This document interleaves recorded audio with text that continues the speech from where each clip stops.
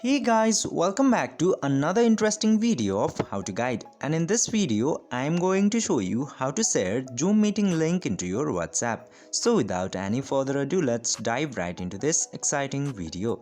Now in order to share a Zoom meeting link into your WhatsApp, you just simply have to open your Zoom application at first.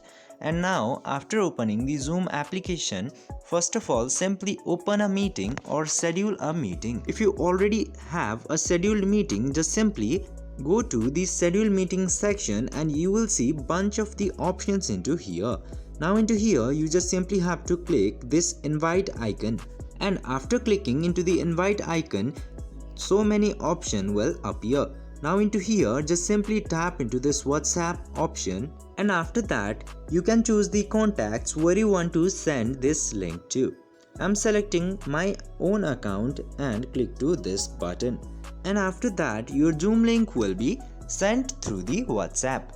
By following these very easy steps, you can also share your Zoom meeting link into WhatsApp. I hope this video was helpful for you. If yes, don't forget to like, share and subscribe to the channel to never miss another update. Thank you for watching the video.